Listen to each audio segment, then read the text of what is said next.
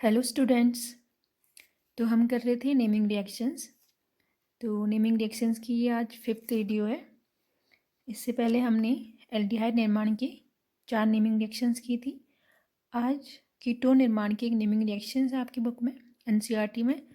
तो वो है आपकी फ्रीडल क्राफ्ट एसिटिलीन अभिक्रिया। ओके, फ्रीडल क्राफ्ट जो रिएक्शन होती है, जो आपके एरोमेटिक रिंग है, अगर उनकी हम निर्जल एल्यूमिनियम क्लोराइड, ठीक है, की उपस्थिति में रिएक्शन करवाते हैं, कोई या तो एसिल ग्रुप होना चाहिए या मेथिल ग्रुप, कोई भी एल्किल ग्रुप, ठीक है। तो यहाँ पे क्या होता है, कोई भी आपका एल्किल ग्रुप या एसाइल ग्रुप उस बेंजीन या कोई प्रतिस्थापित बेंजीन है, उसका यौगिक है, बेंजीन का कोई यौगिक हो सकता है। यहाँ पे हमने बेंजीन लिया है, तो वो आपका एसिल समूह वहाँ पे आपके ऑर्थो पोजीशन पे या पैरा पोजीशन पे एंटर करता है, ठीक है। इससे पहले भी हमने फ्रीडल क्राफ्ट अभिक्रिया देखी थी।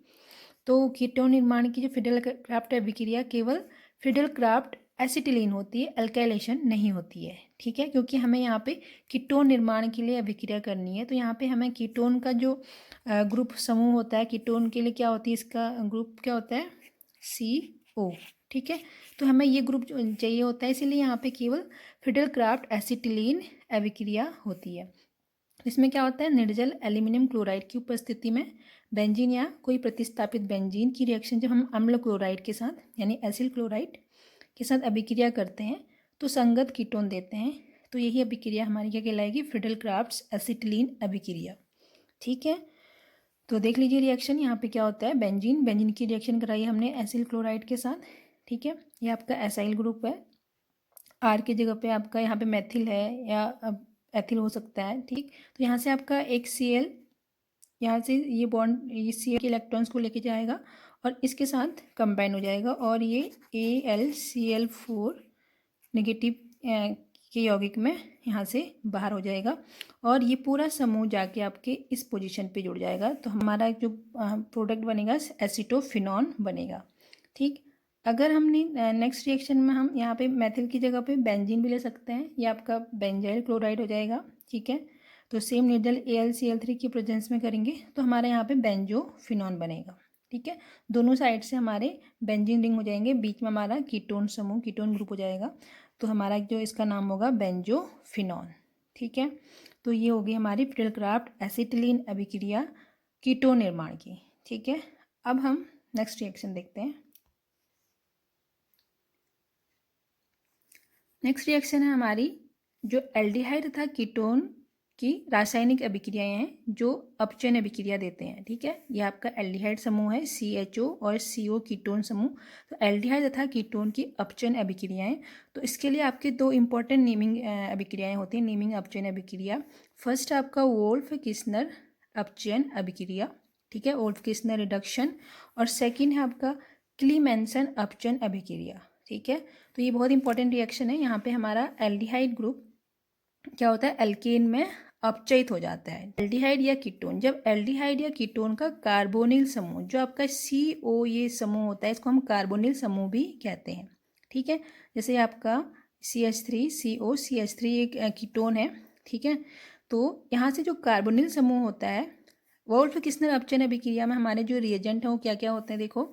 जब एल्डिहाइड या कीटोन का कार्बोनिल समूह हाइड्रोजन के साथ अभिक्रिया करने के बाद एथिलीन ग्लाइकोल जैसे उच्च क्वथनांक वाले विलायक में NaOH या KOH के साथ गर्म करने पर CH3 समूह में परिवर्तित हो जाता है, तो एल्केन का निर्माण होता है। इसी को हम वोल्फ किस्नर अपचयन अभिक्रिया कहते हैं। तो क्या होता है, एल्डिहाइड या कीटोन, यहाँ पे हम एल्डिहाइड भी ले सकते हैं या कीटोन भी, ठीक है। तो एल्डिहाइड या कीटोन का, क्योंकि दोनों में ही हमारा CO ग्रुप है, यहाँ पे भी ये एल्डिहाइड है CHO, तो यहाँ पे भी कार्बोनिल समूह है, यहाँ पे भी कार्बोनिल समूह है। तो एल्डिहाइड और कीटोन का जो कार्बोनिल समूह है, हाइड्रोजन के साथ अभिक्रिया करने पर एथिलीन ग्लाइकोल और KOH की उपस्थिति में जब हम इसको गर्म करते हैं तो हमारा जो कार्बोनिल समूह होता है ये किस में परिवर्तित हो जाता है, CH2 में। देखो ये CO CH2 में परिवर्तित हो गया, ठीक है, यानी एल्केन हमारा बन गया है। तो इसी को हम क्या कहते हैं, वोल्फ किस्नर अपचयन अभिक्रिया। अपचयन का मतलब आप जब समझते ही हैं, हाइड्रोजन का जुड़ना, ठीक है। तो यहाँ पे ऑक्सीजन का रिमूव हो रहा है, हाइड्रोजन यहाँ पे आके जुड़ जा रहा है, ठीक है। तो इसी को हम कहेंगे वोल्फ किस्नर अपचयन अभिक्रिया। नेक्स्ट रिएक्शन मैंने इसी को लिखे, देखिए 2 स्टेप में बता रही कि यहाँ पे हमने एक ही स्टेप में क्या क्या हमारे रिएजेंट हैं वो मैंने एक ही रिएक्शन के ऊपर लिख दिया। अभिकर्मक क्या है, तो हमारा जो उत्पाद प्राप्त हुआ ये होता है एल्केन। ठीक है, देखिए डाई मेथिल कीटोन है, इसको हम एसीटोन भी कहते हैं, CH3COCH3। ये बॉन्ड लाइन में लिखा है यौगिक कि सेम यौगिक हैं ये। ठीक है, तो CH3COCH3 की रिएक्शन हम हाइड्रोजन के साथ करते हैं। तो यहाँ फर्स्ट स्टेप में क्या होता है, यहाँ पे H2O मॉलिक्यूल, 2 H2 और एक हाइड्रोजन यहाँ से निकल जाता है, तो H2 के फॉर्म में बाहर निकल आते हैं और एक N और NH2 पूरा जाके इसके प्लेस पे जाके जुड़ जाता है। ठीक है, क्योंकि देखो CH3 आपका ये CH3 है, यहाँ पे भी CH3 है, तो डबल बॉन्ड O की जगह पे हमारा एक N और एक NH2, क्योंकि एक H2O के फॉर्म में यहाँ से बाहर निकल गया तो यहाँ पे जाके जुड़ गया O की जगह पे। ठीक है, यहाँ पे यानी अपचयन हो गया यहाँ पे कीटोन का। फिर नेक्स्ट स्टेप में हम जब इसको गर्म करते हैं KOH की उपस्थिति में, जो एथिलीन ग्लाइकोल होता है उच्च क्वथनांक वाला ये विलायक की तरह कार्य करता है, यहाँ पे इसके साथ गर्म करते हैं। ठीक है, गर्म करते हैं तो हमें क्या प्राप्त होता है, ये हमारा क्या बन गया, प्रोपेन। देखो CH3 CH2 CH3, मैंने इसको सीधे भी लिख दिया CH3 CH2 CH3, तो हमारे परिवर्तित हो गया प्रोपेन में, और यहाँ से 2 N2 यहाँ से बाहर हो गए, यहाँ पे आपका H2 आ गया। ठीक है, H2, तो ये बन गया हमारा एल्केन। तो वोल्फ किस्नर अभिक्रिया आपकी अपचयन अभिक्रिया है एल्डिहाइड तथा कीटोन की। अब नेक्स्ट देखते हैं हम क्लीमेंसन अपचयन अभिक्रिया।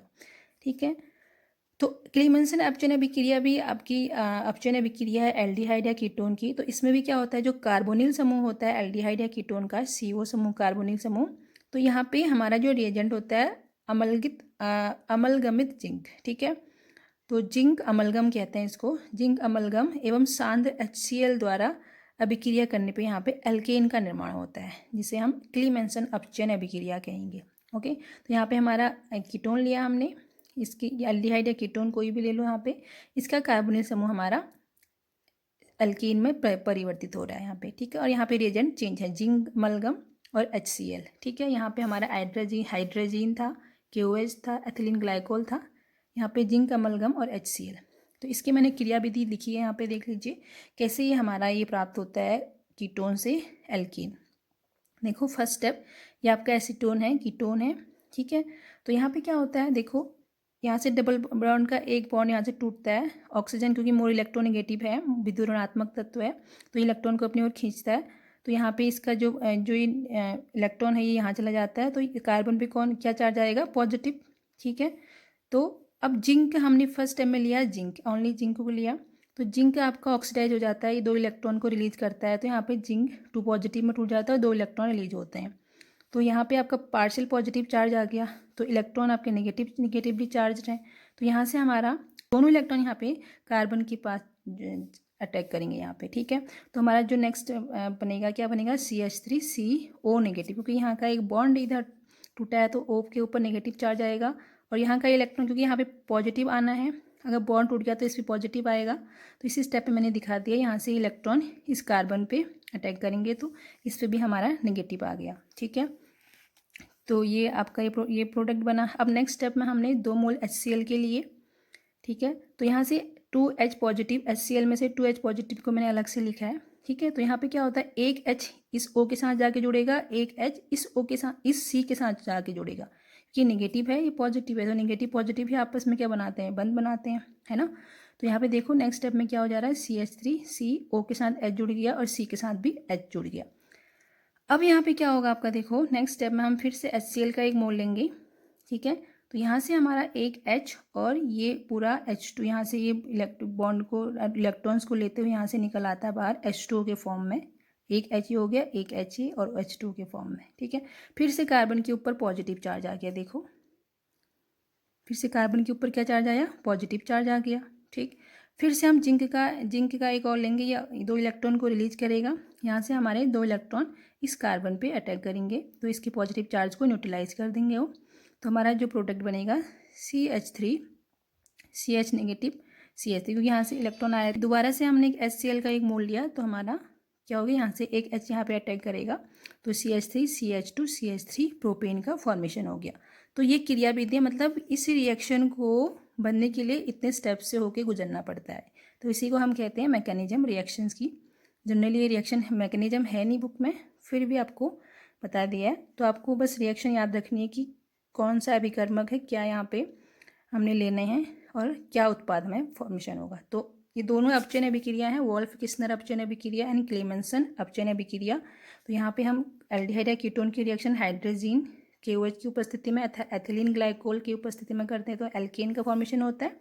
यहाँ पे जिंक अमलगम और HCl के साथ करते हैं तो हमें एल्केन। दोनों में ही प्रोडक्ट सेम है, बस हमारे यहाँ पे रिएजेंट डिफरेंट है। ठीक है, तो ये आपकी एल्डिहाइड तथा कीटोन की अपचयन अभिक्रियाएँ थी। ठीक है।